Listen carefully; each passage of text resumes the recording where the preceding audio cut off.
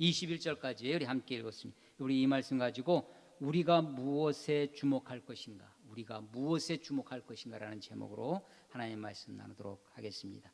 예, 무엇에 주목할 것인가. 주목이라는 단어가 오늘 함께 읽은 본문 중에 두 번 나옵니다. 어디 나오죠? 주목. 4절 읽자마자 베드로가 요한과 더불어 주목하여, 또 12절에 보면 베드로가 이것을 보고 백성에게 말하되 이스라엘 사람들아, 이 일을 왜 놀랍게 여기느냐? 우리 개인의 권능과 경건으로 이 사람을 걷게 한 것처럼 왜 우리를 주목하느냐. 이렇게 두 번 나옵니다. 오늘 설교 제목이 우리가 무엇에 주목할 것인가입니다. 주목입니다.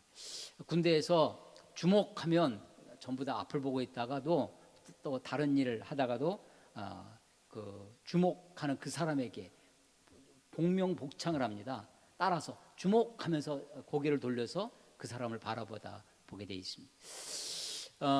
사도행전을 다시 이렇게 아주 기대하는 마음으로, 가슴 부푼 마음으로 성경을 다시 읽고 있습니다. 지난 어제도 어제 아침에도 사도행전 1장에서부터 28장까지 한번 쭉 읽었는데 한 1시간 40분 정도 걸렸습니다. 참 성경이 귀하고 참 오묘하고 신기해서 읽고 또 읽고 하는데도 이런 말씀이 있었구나 하는, 이런 뜻인가 보다. 그래서 날 읽을 때마다 새롭고 더 깊고 하는 것을 이렇게 보면서 참 귀하고 하나님의 은혜 가운데 나아가게 됩니다. 사도행전 1을 앞부분에 읽으면 제일 주목이 되는 건 여러분 어떤 이야기예요? 우리 지금 3장을 읽었는데 우리 어제까지 오늘 아침까지 이 2장을 묵상했습니다. 2장까지 1장 2장 가운데 여러분의 시선을 끄는 것, 여러분이 주목하게 되는 건 어떤 거였습니까? 오순절 성령의 강림하는, 막 방언을 하고 그렇습니다. 3장에서는 나면서부터 걷지 못하게 된 사람을 베드로와 요한이 은과 금은 내게 없거니와 내게 있는 것을 내게 주노니 나사렛 예수의 이름으로 일어나 걸으라 했더니 그가 걸으면서 찬양하고 했다는 그 사건, 그 치유의 일에 주목합니다. 근데 우리가 그렇게 주목하는 게 그게 맞는가 하는 게 이번 성경을 읽으면서 제가 주목하게 된 겁니다. 그래서 오늘 설교의 제목이 우리가 어디에 주목해야 되는가. 우리가 잘 알다시피 우리가 달을 보라고 손가락질 했더니만 달은 보지 않고 손가락 끝만 보더라 하는 거죠. 손가락이 참 예쁘게 생겼네. 야, 그 네일 아트는 어디서 한 거야? 하면서 손만 쳐다본다면, 우리가 전에도 한번 말씀드린 적이 있는데 김소월의 진달래라는 시가 있습니다.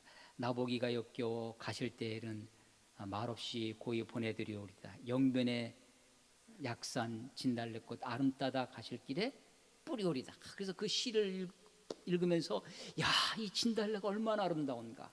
진달래에 대해서 막 연구를 합니다. 쌍떡잎 식물이고 꽃은 언제 피고 봄이 오는 것을 제일 먼저 우리에게 알려주는 것이고 진달래와 달래는 어떤 관계인지 막 이런 것들을 막 얘기를 한다면, 물론 그 말은 사실이에요. 진달래에 대한 과학적인 이야기, 진달래에 대한 그것은 맞는 말이지만 그 시가 이야기하고자 하는 것과는 거리가 먼 거죠.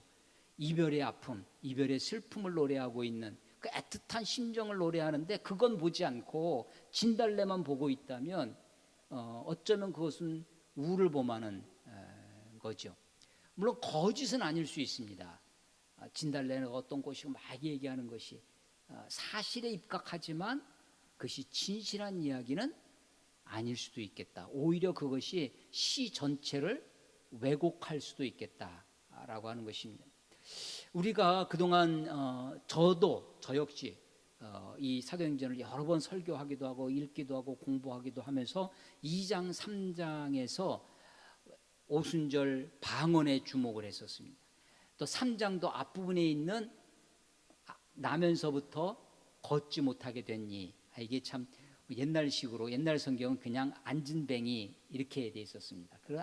그 말이 이제 소위 그 장애를 가지신 분들에 대한 혐오적 발언이다 해서 성경을 다시 이렇게 하면서 이제 소경 이런 단어도 다 바꿔서 번역을 해서 좀 이 걷지 못하게 된 이렇게 하려니까 좀 이렇게 입에 짝짝 붙진 않는데, 여하간 그 사건에 이렇게 주목하게 되어 있었습니다. 제가 중학교 1학년 처음 교회를 갔더니 찬송가, 찬송가뿐만 아니라 그때 75년, 74년 이경에 복음성가라는 이름으로 이제 교회 안에 부르게 됐었습니다. 그래서 어른 집사님들은 이 내 주를 가까이 하려 하면 이런 찬송가만 부르는데, 청년들, 중고등학생들, 학생회 이런 데서는 예수 이름으로 내게 강 같은 평화 막 이런 거 부르기 시작했어요. 그러다가 예수 이름으로 뭐 내게 강 같은 평화 그런 게 막 보급되더니 조금 있다가 4분의 3박자 노래가 나오는 거예요. 그게 은과 금 나 없어도, 은과 금 나 없어도 내게 있는 것 내게 주니. 이게 4분의 3박자인데도 굉장히 힘있게 부르고, 곧 나사렛 예수 이름으로 일어나 걸으라, 그는 걸었네 뛰었네 찬양했네. 이 찬송을 부르면서 굉장히 정말 예수의 이름에 능력이 있다고 하는 그런 것을 이제 불렀던 기억이 있습니다. 그래서 솔직히 저 역시도 이 앞부분에 사도행전 앞부분 1장, 2장, 3장, 이게 3장 이야기는 4장, 5장까지 이어집니다. 이어지는데 어디에 주목했냐면 그 2장 앞부분에 있던 오순절 방언 사건, 그리고 3장에 이 나면서부터 걷지 못하는 일을 일으켜 세웠던 이 놀라운 기적의 일, 여기에 주목을 하는데, 사실은 우리가 거기에 주목해 하다 보면 정작 이 사도행전의 저자 누가가 우리에게 말해 주려고 하는 것을 놓치는 것이 아닌가. 그래서 2장 방언 사건, 오순절 성령 강림 사건 이후에 베드로가 나가서 설교를 합니다.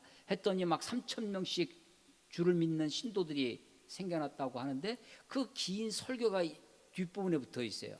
3장도 그 나면서 걷지 못하게 된 일을 고친 이 성전 미문에서의 이 사건 이후에 오늘 3장 11절부터 보면 이 그 사건 뒤에 나오는 베드로의 긴 설교, 그것 때문에 약이 되어지는 논쟁, 그것 때문에 벌어지는 체포되어지고 구금되어지고 공회 앞에 심문 받는 그런 이야기들이 3장 4장에 이어져 있다는 거예요.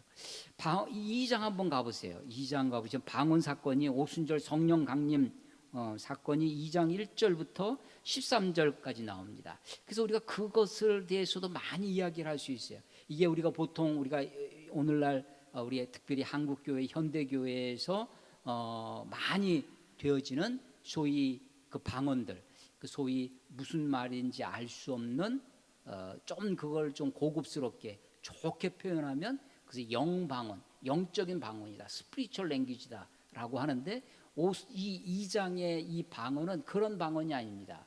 그야말로 다른 언어였어요. 다른 언어. 4절에도 보면 다른 언어로, 6절에 보면 각각 자기의 방언, 자기의 언어로 듣는 겁니다. 8절에 보면 난 곳 방언으로, 태어난 곳에서의. 그래서 이것이 막 못 알아듣는 말이 아니라 알아듣는 말이었기 때문에 그때 오순절은 초순, 중순, 상순, 순자가 열흘 순자입니다. 그래서 오순은 50일이죠. 어디서부터 50일이냐면 6월절로부터 50일이에요. 예수님이 6월절 어린 양으로 그 6월절 때 십자가에 달려 죽으신 거니까 그로부터 50일이에요. 예수님이 그때 죽으시고 사흘 만에 부활하셔서 일요일, 주일날 부활하셨죠. 그리고 제자들과 함께 40일 동안 함께 거하시면서 그들에게 말씀을, 하나님 나라에 대해서 말씀을 가르쳐 주셨습니다. 그리고 오순절이니까 6월절부터 오순절 50일 사이에 죽음 가운데 있었던 4일이 있었고 40일 있고, 그리고 나서 오순절 50일째 되는 거니까 한 7일 정도 후에 오순절 성령 강림이 있는 것이죠. 그 오순절에 사람들이 나가서 했던 그 방언은, 우리는 방언 기도라고, 방언은 기도로 연결돼요. 방언 기도. 기도는 누구에게 하는 거냐면 하나님께, 하나님 들으라고 하는 겁니다. 근데 하나님은 우리가 무슨 소리를 해도 하나님은 다 알아들으실 분이시죠. 굳이 방언을 할 필요가 없습니다. 근데 사람들은 이 소위 오순절 순례객들, 그 당시 소아시아와 그 지중해 일대 흩어져 살았던 소위 흩어진 유대인, 디아스포라라고 하는데, 그 사람들 바벨론 시절부터 페르시아, 또 로마, 그 긴 근 500년 이상 흩어졌던 유대인들이 그들의 열심 있는 신앙으로 예루살렘에 순례를 하러 오는 것입니다. 그 사람들이 9절, 10절, 11절에 보면 뭐 바데인, 메데인, 엘라멘, 메소포타미아, 유대와 갑바도기와 본도와 아시아. 이 아시아는 지금의 아시아가 아니라 그때 당시의 아시아는 지금의 터키 일대를, 그래서 우리가 그게 아시아인 줄 알았더니 아시아는 동쪽이란 뜻입니다. 그러니까 기준이 어디냐면 그리스가 기준이에요. 그리스에서, 헬라라고 하는 그리스에서 봤을 때 그 터키 그쪽이 이제 아시아였죠. 그리고 페르시아까지. 그런데 나중에 보니까 인도도 있고, 나중에 보니까 저 멀리 중국, 한국, 일본, 그래서 아시아의 끝쪽에 있다. 그래서 극동이라고 부르게 되는 건데, 거기가 진짜 아시아니까 이제 구별해서 여기 성경에는 아시아라고 되어 있는데, 이 아시아는 소아시아를 이야기하는 것입니다. 10절에도 뭐 부르기아, 밤빌리아, 애굽과 구레데에 가까운 리비아 여러 지방에 사는 사람들과 로마로부터 온 나그네, 곧 유대인과 유대교에 들어온 사람들. 그러니까 유대교가 아니었는데 유대교로 개종한 사람들이 있었습니다. 나중에 보면 헬라파 유대인이라고 하는 사람들이 있죠. 그런 사람들, 11절에 그레데인과 아라비, 그야말로 그 당시에 지중해 일대와 소아시아 일대 흩어졌던 거의 전 세계의 많은 사람들이 몰려왔습니다. 순례, 다 신앙에 열심히 있는 거죠. 어떤 신앙이었냐면 유대교 신앙에. 근데 이 사람들도요, 우리도 미국으로 이민 가고 저 남미로 이민 가고, 뭐 조선족들은 그래도 많이 우리 한국 이 조선말을 가지고 있지만 고려인들은 한국말을 잃어버리는 겁니다. 히브리어를 잃어버려요. 그래서 나중에 사도행전 읽다 보시면 바울이 예루살렘에서 체포돼서 신문을 받게 되는데, 그때 히브리 말로 얘기를, 이스라엘 사람 예루살렘에서 얘기를 하니까 사람들이 깜짝 놀란, 아니 네가 히브리 말을 아는구나 라고 하는 거죠. 그래서 이 사람들이 난곡방언, 자기 언어, 자기 그 다른 언어로 말하는 것을 보고 놀랬던 거죠. 다 알아듣는 말로. 그래서 내용이 뭐였냐면 11절에 있는 것처럼 하나님의 큰 일 말함을 듣는도다. 이 방언이, 방언은 이 오순절의 이 방언은 방언 기도가 아니라 사람들에게 들으라고 하는 방언 설교, 방언 전도, 방언으로 이야기하는 거예요. 그러니까 사람들이 알아들었던 거죠. 그러니까 놀라운 일이 되었던 것입니다. 그래서 우리는 그 일에 주목하지만 사실은 베드로가 이제 그 일을 가지고 사람들이 야 세술에 취하였다, 술 취했다, 그게 아니다. 지금이 제3신이 15절에 보면 때가 제3신이 아침 9시경입니다. 그러니까 아침부터 우리가 술 취한 것이 아니다라고 하면서 이야기를 하는 거예요. 베드로의 긴 설교가 나오는데 첫 베드로의 설교 중에 우리는 이것도요. 어디에 주목하냐면 16절 보세요. 이는 곧 선지자 요엘을 통하여 말씀하신 것이니 일러스되 하나님이 말씀하시기를 말세에 내가 내 영을 모든 육체에 부어주리니 너희의 자녀들은 예언할 것이요 너희의 젊은이들은 환상을 보고 너희의 늙은이들은 꿈을 꾸리라. 그때 내가 내 영을 내 남종과 여종에게 부어주리니 그들이 예언할 것이요 또 내가 위로 하늘에 있는 기사를 아래로 땅에 있는 징조를 베풀리니 곧 피와 불과 연기로다.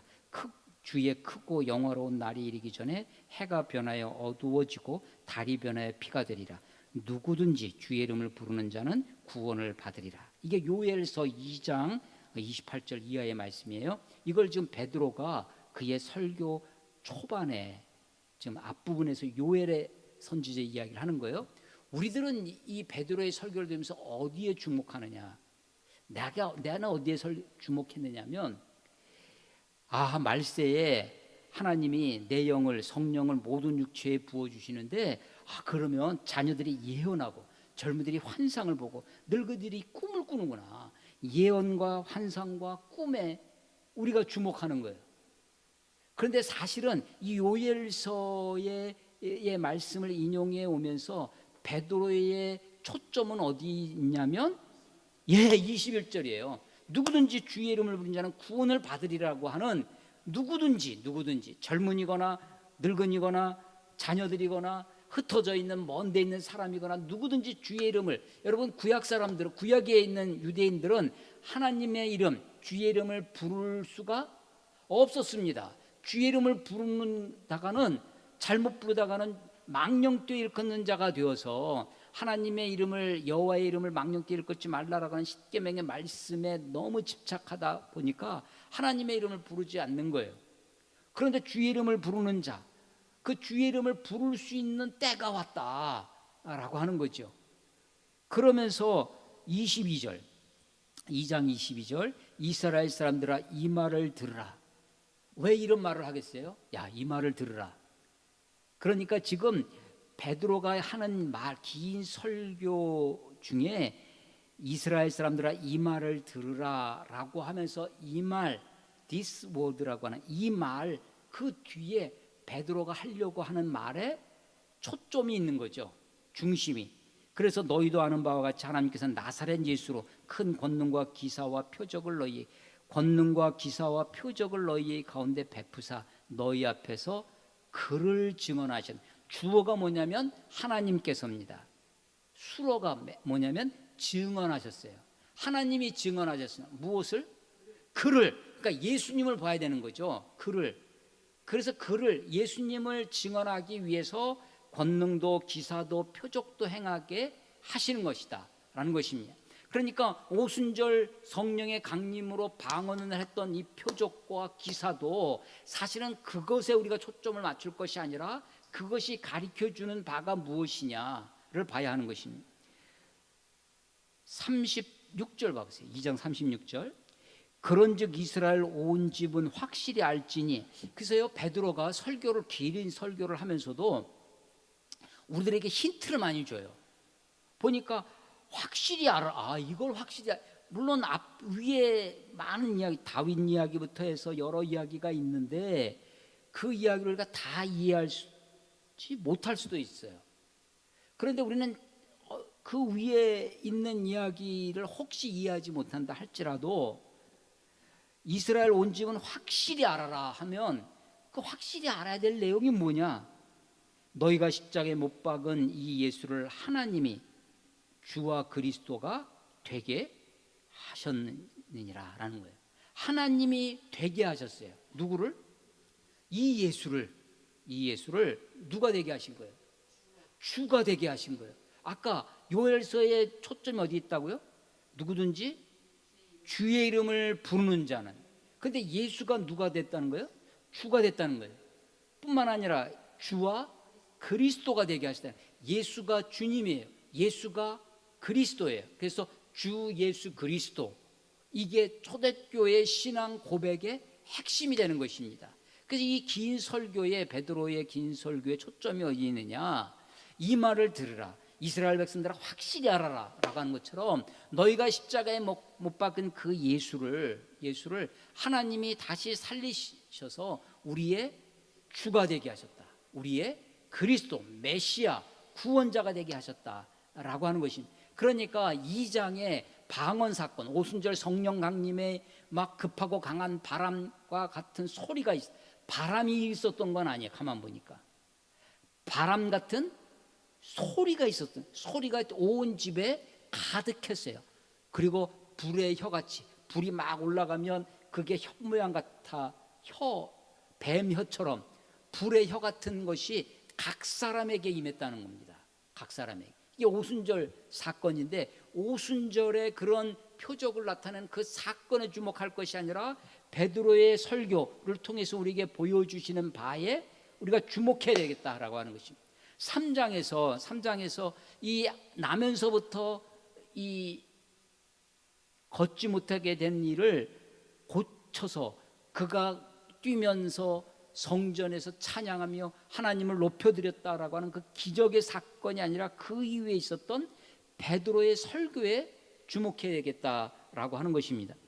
11절에 보면 3장 11절입니다. 나은 사람이, 고침을 받은 사람, 이를 막 뛰면서 찬양했던 이 사람의 나이가 4장에 가면 40여 세예요. 그러니까 나면서부터 걷지 못했는데 40여 년 동안 그렇게, 그의 인생이 어땠을까? 근데 이 사람 주위에 그를 돕는 사람이 있었습니다. 성전 미문에, 미문이라는 것이 뭐 전대미문, 그 미문이 아니라 미문, 아름다운 문이에요. Beautiful Gate입니다. 아름다운 문이라고. 이 문은 원래 예루살렘 성전은 그 모형은 모세의 성막이었습니다. 근데 그것을 솔로몬이 성전을 지으면서 그게 더 규모가 커지게 되었죠. 그러면서 모세의 성막을 모델로 하면서 거기에 그때 당시에 세계에 앞서가는 세계라고, 문화적으로 앞서가는 세계라고 했던 그리스나 이런 문화들이 그 성전의 모형으로 들어옵니다. 그래서 성막 지성소가 있고 성소가 있고 그 앞에 번제가 있습니다. 그 번제는 제사장들과 이스라엘 남자들만, 이스라엘의 뜰 이렇게 되어 있는데 그것은 남자들만 얘기하는. 그 바깥에는 이스라엘 사람이지만 여자들, 그래서 여인의 뜰이 있어요. 거기에도 못 들어오는 사람들은 이방인들의, 그 이방인의 뜰이 있습니다. 그 이방인의 뜰에서, 이방인의 뜰, 그리고 이방인의 뜰을 이렇게 가로막는 행각이 있어요. 지금도 우리나라도 경복궁, 창덕궁 이런 데 가보시면 근정전이라든지 인정전이라든지 그 전 앞에 보면 행각이라는 것이, 행랑이라고도 하는데 행렬 쭉 열을 지어져 있죠. 기둥이 있어요. 그런데 벽이 없어. 지붕만 있어요. 그러니까 그 지붕 밑에서 오픈되어 있죠. 근데 바깥에 한쪽은 벽이 있고 안쪽으로는 벽이 없어서 우리 현관처럼, 집의 현관처럼 기둥이 있어서 거기에 그게 행각입니다. 그러니까 솔로몬 시대에 그걸 만들어서 솔로몬의 행각이라고 합니다. 클로네이드라고도 하기도 하고, 어떤 성경은 이 행각을 스토아라고 번역해 놓은 데 있어요. 여러분 스토아하면 여러분들 뭐가 생각나세요?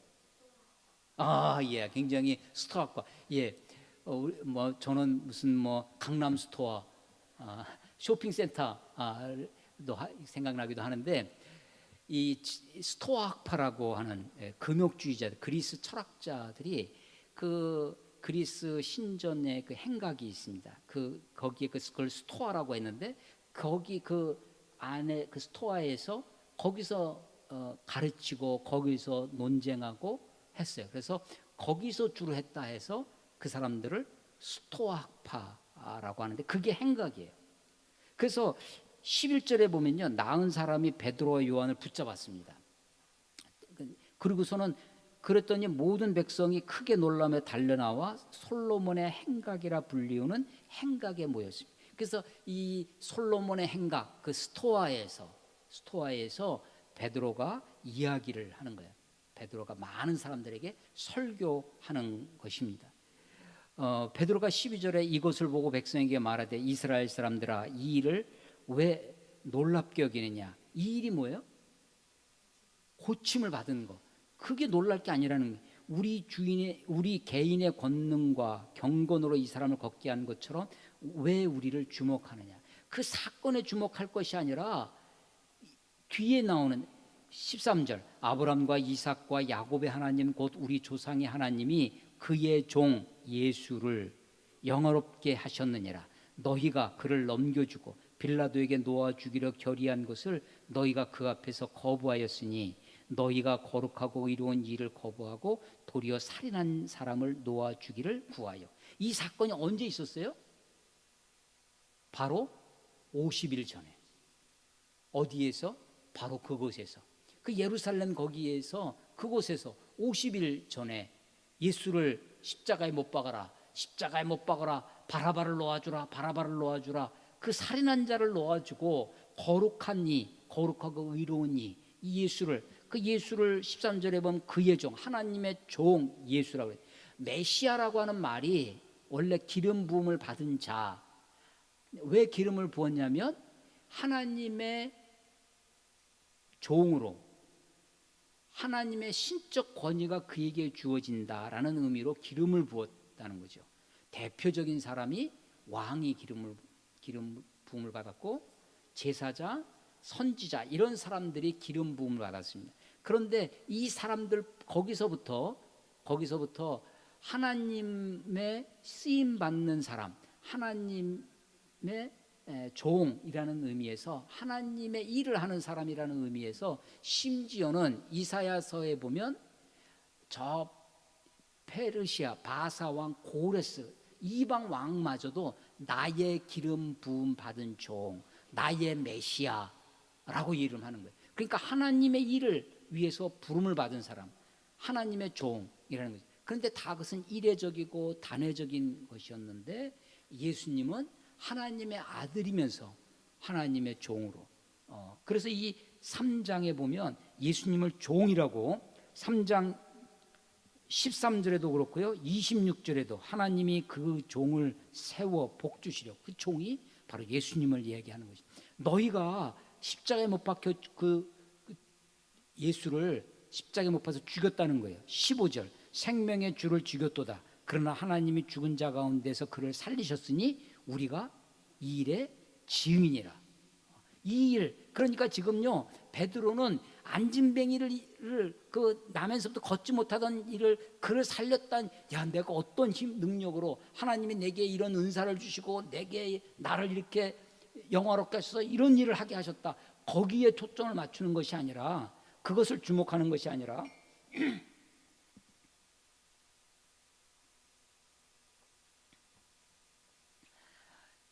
저들이, 이스라엘 사람들이, 유대인들이 빌라도에게 예수님을 내어줘서 죽게 만들었던 십자가의 그 사건에, 또 하나님이 그를 다시 살리신 그 일에 지금 초점을 맞추고 있는 것입니다. 우리가 이 일의 증인이라. 2장을 앞으로 다시 한번 가보세요. 2장에 예수님이 지금 오순절 성령 강림 이후에 사람들은 그 방언을 했다고 하는 그 표적에 주목하고 있을 때 베드로는 예수의 주목을 해서 긴 설교를 합니다. 그래서 22절에 이스라엘 사람들아 이 말을 들어라. 너희도 아는 바와 같이 하나님께서 나사렛 예수로 큰 권능과 기사와 표적을 너희 가운데서 베푸사 너희 앞에서 그를 증언하셨느니라 라고 하면서 23절 그가 하나님께서 정하신 뜻과 미리 아신 대로 내준 바 되었어요. 어디에? 죽음의 자리에, 십자가에 내준 바 되었거늘 너희가 법 없는 자들의 손을 빌어 못 박아 죽였으나 하나님께서 그를 사망의 고통에서 풀어 살리셨으니 이는 그가 사망에 매여 있을 수 없었음이니라 라고 하면서 다윗 이야기를 하는 거예요.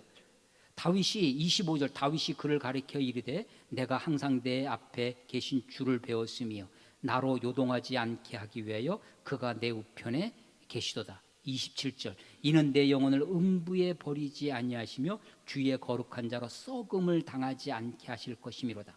다윗이 내 주를 이야기하고 음부에 내려가지 않고 음부에 버리지 않고 썩음을 당하지 않게 하겠다라고 했는데 그 썩음을 당하지 않고 영원한 생명의 주가 되시는 것이 다윗 자신을 말하는 게 아니라는 거예요.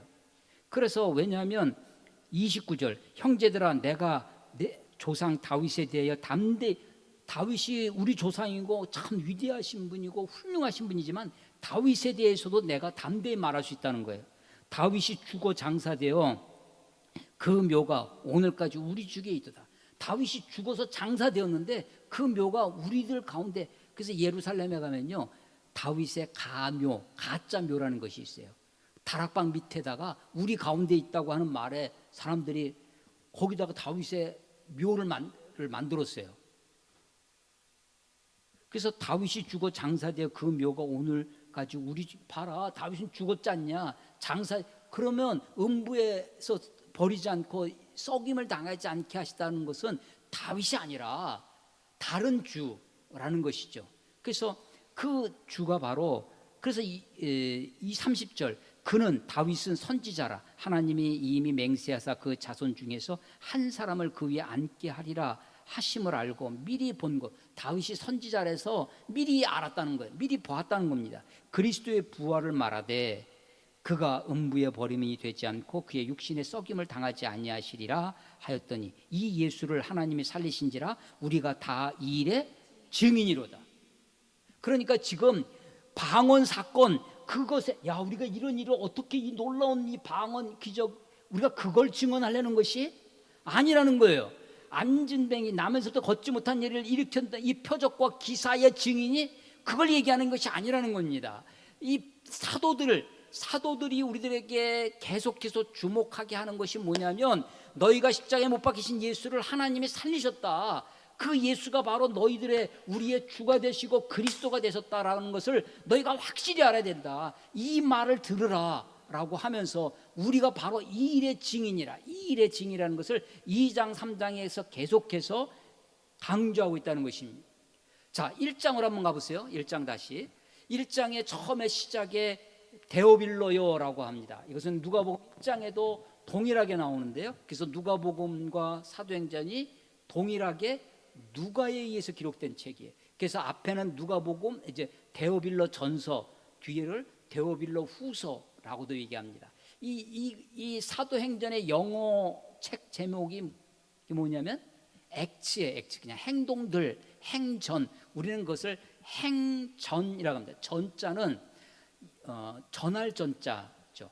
홍길동 전, 춘향 전 하듯이 그렇게 전자를 붙인 거예요. 그런데 누구의 행동을 기록한 이야기예요? 사도 행전이니까 사도들의 이야기죠. 영어 성경에는 그것이 없어요. 그냥 X라고 되어 있는데 우리는 그 앞에다가 사도라는 말을 붙여놨어요. 그래서 이 사도행전은 앞부분은 물론 예수님의 이 사도가 누구냐? 사도는 예수님을 따르던 많은 사람들이 있었습니다. 허당한 제자들이 있었어요. 그 중에서 12를 골라서 그들을 사도라 칭했습니다. 사도, 보내심을 받은 자라는 뜻입니다. 그 중에 12명 중에 한 명이 예수님을 팔았어요. 그리고 그는 그것에 누이쳐 가슴에 찔려서 목매달아 죽습니다. 그 목매달아 죽었다, 그 땅에 떨어져서 창자가 터져나와서 죽었다는 것이 이제 가룟 사람 유다입니다. 줄여서 가룟 유다예요. 가룟 유다입니다. 그래서 12명 중에 한 명이 줄었어요. 그 한 명을 다시 제비 뽑은 게 1장 마띠아라고 하는 사람입니다. 그 사람들을 우리가 12사도라고 합니다. 그런데 이 12명에 들진 않았지만 우리는 한 사람을 더, 바울도 사도라고 하죠. 바울 자신이 예수 그리스도의 종, 이 사도된 나 바울은 자신을 사도라고 합니다. 초대교회 많은 사람들이 왜 이 바울이 사도냐? 예수님을 보지도 못했는데, 그런데 바울의 행한 큰 일도 그러거니와 특별히 다메섹으로 가는 길에 하나님이, 예수님이 직접 그를 부르시죠. 사울아 사울아 내가 주여 누이시니까 나는 내가 핍박하는 예수다 라고 하면서 예수님이 그를 직접 불러서, 그래서 우리 많은 후대의 초대교회 우리 성도들이 바울까지, 바울 사도, 좀 더 이렇게 넓혀서 바나바도 이 사도라고 하는 경우도 있습니다. 바울과 바나바가 첫 전도 여행을 떠나서 이 사도 이야기가 나와요. 그런데 이 사도행전의 주인공이 그러면 사도인가? 앞부분에는 베드로 이야기입니다. 뒷부분은 바울 이야기예요. 두 아주 중심적인 사도 이야기가 전개되어지고 있지만 사실은 사도행전의 주인공은 여전히 예수님이고, 예수님이 지금 승천해서 가셨어요. 그리고 우리에게 보내주신 성령, 그래서 이 사도행전에 또 다른 별명이 있는데 성령행전이라고 하는 거죠. 자, 그런데 예수님이 이제 부활하고, 누가복음은 내가 데오빌로 내가 먼저 쓴 글에는 그 누가복음이죠. 예수님이 행하시며 가르치시는 일에 대하여 썼다는 거예요. 근데 이제 이 사도행전은 예수님이 승천하신 이후의 이야기를 쓰겠다라고 하는 것이 1장 얘기. 그런데 예수님이 승천하실 때 11절라고 보세요. 1장 11절. 이르되 갈릴리 사람들아 어찌하여 서서 하늘을 쳐다보느냐. 너희 가운데서 하늘로 올려지신 이 예수는 하늘로 가심을 본 그대로 오시리라 하였느니라. 여기까지가 서론이에요. 누가복음. 그런데 이 예수, 이게 this Jesus, 이 예수 사이에 바로 이 예수, 영어성에도 same, 또 너희가 올라간 바로 그 예수가 같은 예수가 오시려는 거예요. 다른 예수가 오시는 것이 아니라, 그게 말이 강조되어 있는, 우리말은 그냥 이 예수 되어 있지만 this same, 같은 same Jesus, 같은 예수, 이 예수가 하늘로 가신 본 그대로 오시리라. 여러분, 우리가 가지고 있는 책을 성경이라고 하는데 크게 둘로 나눕니다. 하나가 구약이고 하나가 신약이에요. 구약은 옛 약속, 올드 테스터먼트, 신약 새로운 약속이에요. 무슨 약속이에요? 구약은 예수님이 오실 것이다, 그리스도 메시아가 오실 것이다 라고, 그 구약에 아니 아브라함 이야기, 다윗 이야기, 모세 이야기, 수많은 이야기가 있는데 그 이야기의 초점은 어디 있다는 거예요? 예수님, 그리스도가, 구세주가, 우리를 구원해 주실 분이 오실 것이다. 이게 구약 성경의 초점이 어디 있냐면, 물론 창조주 하나님, 창세기, 우리가 그 이야기를 믿습니다. 그 이야기도 공부하고 읽고 해야 되죠. 그렇지만 구약 성경의 초점은 다 어디가 있는 거예요? 예수님이 오실 것이다, 그리스도가, 메시아가 오실 것이다라는 거예요. 자, 그러면 신약은, 신약의 복음서, 서신서 많은 이야기가 있습니다. 근데 그 이야기를 한마디로 신약이라고 하는 것은 무슨 약속이라는 거예요? 예수님이 다시 오실 것이다. 그런데 새로운 예수, 또 다른 예수가 오는 것이 아니라 바로 그 예수가 오실 것이라는, 너희가 하늘로 올라가시는 것을 본 그대로 이 예수는 하늘로 가심을 본 그대로 오시리라 라고 하는 이 재림의 약속, 이것이 바로 신약의 초점이라는 것입니다. 사도행전의 초점은 어디 있느냐면, 사도행전 우리가 어디에 주목해야 되냐면, 여러 기적들, 사도행전에 나오는 많은 예수님을 방불케 하는, 그림자만 밟아도 병자가 낫고, 바울의 앞치마만 가서 얹어도 병이 낫고 하는 그런 표적과 기사에 초점을 맞추는 것은 손가락 끝을 분석하고 있는 것, 진달래 꽃을 이야기하는 것과 같은 일이 될 것이다 라는 거예요. 그래서 성경을 보면서 우리가 어디에 주목해야 할 것인가 라고 하는 것입니다. 3장 다시 와보세요. 3장 15절. 생명의 주를 죽였도다. 그러나 하나님이 죽은 자 가운데서 그를 살리시니 우리가 이 일의 증인이라. 사도행전 1장부터 28장까지 중에 핵심 요절 한 구절을 꼽으라고 그러면 많은 사람들이 사도행전 1장 8절을 꼽습니다. 오직 성령이 너에게 임하시면 너희가 권능을 받고 예루살렘과 사마리아와 땅끝까지 이르러 내 증인이 되리라 하시니, 그래서 예루살렘에서 온 유대와 사마리아에서 또 땅끝까지를 어떻게 복음이 확장되어지고 교회가 퍼져가는지, 복음이 증거되어지는지를 사도행전이 우리에게 보여준다라고 하는 거예요. 그런데 그 증인 중에 무엇의 증인이냐? 예수의 죽음과 부활의 증인이라는 것입니다. 근데 예수님이 부활하고 죽으시고 부활하셔서 승천해 가셨는데 성경에 또 다른 약속이 있다는 거예요. 다시 오시리라고 하는 것입니다. 그래서 16절, 그 이름을 믿음으로, 주의 이름을 부르는 자는 구원을 얻으리라고 했는데, 그 이름을 믿음으로, 그 이름이 너희가 보고 아는 이 사람을 성하게 하였나니 예수로 말미암아 난 믿음이 너희 모든 사람 앞에서 이같이 완전히 낫게 하네. 예수로 말미암아 난 믿음. 우리가 하나님을 믿습니다. 그런데 어떤 하나님을 믿어야 되냐면, 내가 곧 길이요 진리요 생명이니 나로 말미암지 않고서는 아버지께로 올 자가 없느니라. 예수가 보여주시는 하나님, 예수가 알려주시는 그 하나님을 믿어야 된다는 겁니다. 다메섹으로 가는 길에 예수를 만난 바울이 그 이전에 사울이었어요. 그 전에도 하나님을 알고 있었습니다. 열심히 특심했죠. 그 다메섹 이전의 하나님이 아니라 다메섹 이후의 하나님, 예수를 통해서 보여주시는 그 하나님을 보아야 한다는 것입니다. 17절, 3장 17절이 형제들아 너희가 알지 못하여서 그리하였으며 너희 관리들도 너희가 알지 못해서 예수를 죽였다는 거죠. 그러나 하나님이 모든 선지자의 입을 통하여 자기의 그리스도, 하나님의 그리스도예요. 하나님의 종, 하나님의 메시아, 자기의 그리스도께서 고난받으실 일을 미리 알게 하신 것이 이와 같이 이루어졌느니라. 자, 구약의 선지자들의 입을 통해서 이 베드로가 요엘을 이야기하고 다윗을 이야기하면서 구약의 선지자들을 이야기하면서 예수 그리스도를 이야기합니다. 19절, 그러므로 너희가 회개하고 돌이켜 너희 죄사함 죄 없이 함을 받으라. 이 말씀은 2장 38절에도 그들이 찔림을 받아서 오순절 베드로의 설교를 듣고 마음에 찔림을 받아 형제들아 우리가 어찌할까 하니까 2장 38절에 베드로가 이르되 너희가 회개하여 각각 예수 그리스도의 이름으로 침례를 받고 죄사함을 받으라. 회개하고 죄사함을 받으라 라고 하는 것이죠. 그래서 이 사도들의 교훈, 사도들의 메시지, 사도들의 복음의 그 주목이 어디냐면 어떤 표적이나 기사, 기적이 아니라는 것입니다. 우리가 어디에 주목해야 할 것인가 하는 거예요.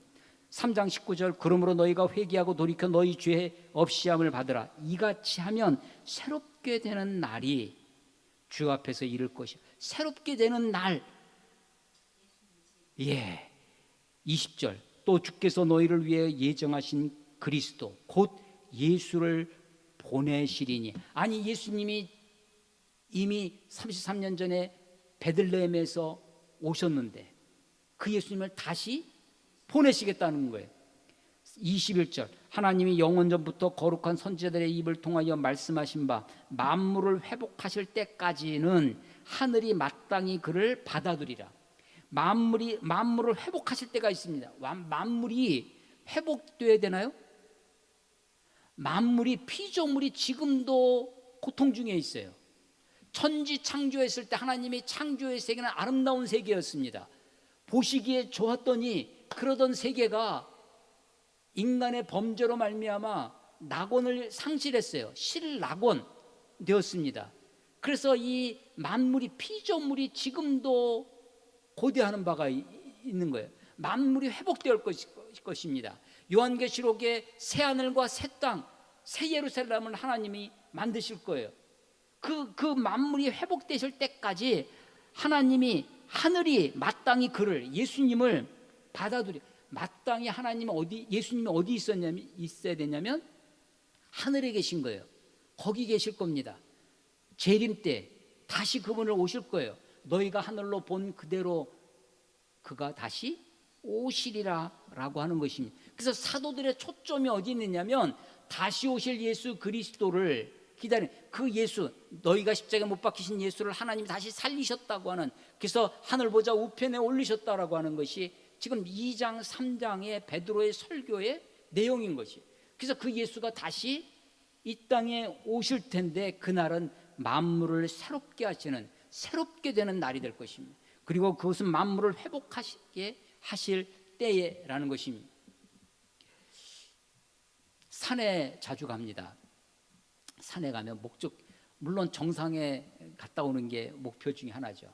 정신없이 막 가다 보면 나무가 어떻게 생겼는지 꽃도 어떻게 있는지 모르고 막 갈 때가 있어요.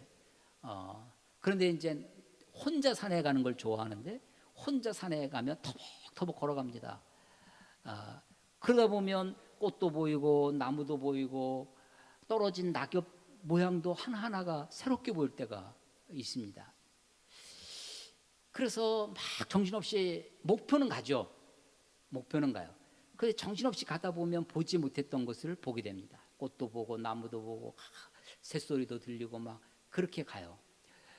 성경을 읽으면서 한 구절 한 구절 어쩌면 이 방언이 도대체 무슨 방언인지부터 해가지고 수많은 이야기를 한 구절 한 구절 읽는 그 맛이 있습니다. 깨달아지는 그래서 우리들의 삶을 더 풍성하게 해줘요. 산행길을 꽃을 보고 나무를 보면서 풍성하게 해줍니다.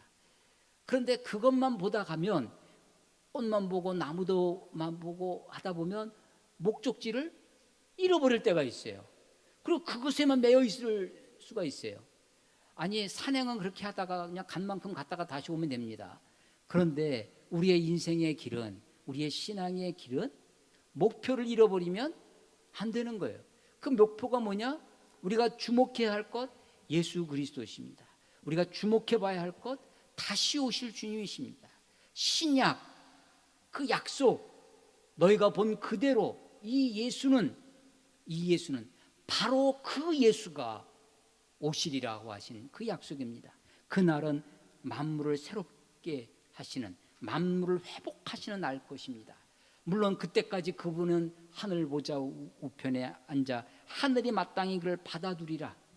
그래서 지금 주님이 안 계세요. 대신에 우리들에게 보내주신 또 다른 보혜사가 있어요. 그게 성령님이시라는 겁니다. 성령님. 그래서 우리가 아직은 완전히 하나님의 통치, 하나님의 나라가 이루어지지 않았지만 우리가 예수 그리스도를 믿음으로 그분을 기다리며 소망하며 살아갑니다. 사도행전을 다시 읽으면서 우리가 무엇에 주목해야 할지, 물론 부분 이해되지 않고 부분 어떨 때는 참 이런 말씀이 있구나 하면서 감격하며 가지만 우리가 그런 것을 넘어서 우리가 반드시 주목해야 할 것이 무엇인지, 예수 그리스도의 죽으심과 부활, 다시 오실 예수님을 소망하며 살아가시는 저의 여러분이 되시기를 주의 이름으로 축원합니다. 기도하겠습니다. 하나님 아버지 은혜를 감사합니다. 다시 한번 주의 말씀 앞에 섭니다. 마땅히 우리가 보아야 할 것, 들어야 할 것, 주님 손가락 끝만 보지 아니하고 눈에 보이는 아름다움만 그것에만 주목하지 아니하고 우리에게 보여주시기를 원하시는, 우리가 알아야 할 것들을 알아갈 수 있도록 하나님 인도해 주시옵소서. 우리가 이 땅에 살면서 온갖 우여와 곡절을 겪고 살아갑니다. 사도들도 수많은 핍박과 환난과 어려움 속에 성도들이 너무나 감격스러워 자기 것을 조금 더 자기 것이라 주장하지 않는 아름다운 삶을 살았던 적도 있습니다. 희로애락이 그들 가운데 있지만 하나님, 우리가 그것에 매몰되어 살지 아니하고 다시 오실 그리스도를 소망하며 주님을 기다리며 살아가는 우리의 삶이 되도록 하나님, 우리의 믿음이 되도록 하나님 축복하여 주시옵소서. 주님을 의지합니다. 예수님의 이름으로 감사하며 기도드렸사옵나이다. 아멘.